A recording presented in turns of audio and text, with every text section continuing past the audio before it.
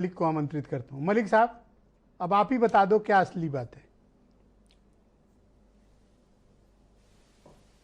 देखिए, सबसे पहले तो आपको अनिल दुबे जी ने बता दिया है कि उनके नेता के अगले ट्वीट का इंतजार करिए।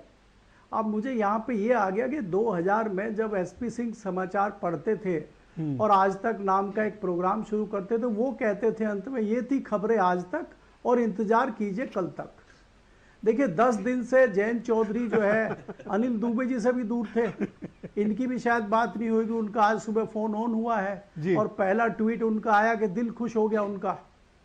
दूसरी बात यह है कि हम 15 दिन से लगातार कह रहे हैं आपको भी, और मैं बहुत भयंकर लिख रहा हूं पिछले 15 दिनों से, और मेरा जो ट्वीट है, मेरा जो खबर है, मेरा जो भी लिखा हुआ है वो जयंत को भी जाता है और दुबे जी को भी जाता है। निकाल सकते हैं सारी चीजें। और मुझे संभावना 100% थी कि ये भारतीय जनता पार्टी के साथ जाएंगे। उसके तमाम कारण हैं, उसमें कोई अखिलेश जी ने कमी नहीं छोड़ी है इनको भाजपा में धकेल के ले जाने की। देखिए, हम शुरू करते हैं यहां से। अगर आपको याद हो, जिस दिन लखनऊ में अखिलेश यादव और जयंत चौधरी की मीटिंग हुई, तो अखिलेश यादव ने इनके निकलते ही ट्वीट किया और उसकी तस्दीक जयंत चौधरी ने की।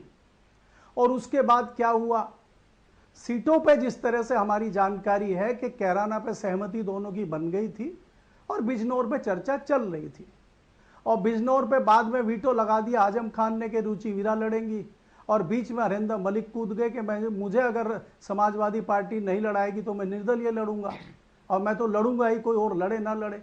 तो 3 सीटों पर लगभग दावा समाजवादी पार्टी ने ठोक दिया। और इसी बीच चर्चा आ गई, वो कहां से आई चर्चा है, उसमें कितना दम है कि फतेहपुर सीकरी पे समझौता हो सकता है सपा और कांग्रेस का, कि फतेहपुर सीकरी पे राजबब्बर जी लड़ेंगे।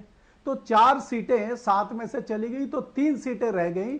और ये 3 सीटें कौन सी हैं और इन पे क्या जीत पाएंगे राष्ट्रीय लोकदल के लोग, इससे उनके कार्यकर्ताओं में और उनके जो पदाधिकारी हैं उनमें चर्चा और बहस छिड़ गई।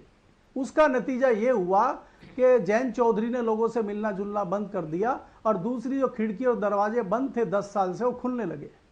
तो वहां से एक शुरुआत हुई, क्योंकि यहां पे जयंत चौधरी 54 से 52 बने हैं या 58 बने हैं, ये तो लोग निर्णय करेंगे, लेकिन यहां पे इनको भारतीय जनता पार्टी के साथ भेजने में जितना दोषी है इससे कहीं अधिक अखिलेश यादव इस नए गठबंधन का लाभकर्ता कौन है? लाभ किसको मिलेगा? आरएलडी को मिलेगा या फिर बीजेपी को मिलेगा? नहीं, देखिए, इसमें कोई दो राय नहीं है कि भारतीय जनता पार्टी को इसका लाभ मिलेगा। लाभ इसलिए मिलेगा कि लगभग 1 दर्जन सीटों पर बहुत ज्यादा प्रभाव राष्ट्रीय लोकदल का पश्चिमी उत्तर प्रदेश में है जी। और जयंत चौधरी को भी अगर 2 या 3 सीटें जो भी मिलती हैं, उस पर निश्चित तौर पर राष्ट्रीय लोकदल की जीतने की उम्मीदें हैं। क्योंकि आपको याद रखना चाहिए कि 2019 में समाजवादी पार्टी, बहुजन समाज पार्टी और राष्ट्रीय लोकदल मिलकर लड़े थे और तीनों सीटें राष्ट्रीय लोकदल हार गया। संक्षेप में एक जवाब दीजिए तो उनको इस नए गठबंधन का जी आरएलडी के समर्थकों में क्या रिस्पॉन्स है, नकारात्मक या सकारात्मक? देखिए, आरएलडी के समर्थकों में इसका बहुत अच्छा है। 80% लोग इस फैसले का स्वागत कर रहे हैं। 20% लोग हैं जो कह रहे हैं कि भारतीय जनता पार्टी के साथ जयंत चौधरी को नहीं जाना चाहिए था, लेकिन उनके पास उस तर्क का जवाब नहीं है कि जयंत चौधरी फिर कहां जाते। अकेले लड़के तो वो कुछ भी नहीं कर पाते। तो इसलिए मलिक साहब, डिबेट के दूसरे चरण में आपके बाकी विचारों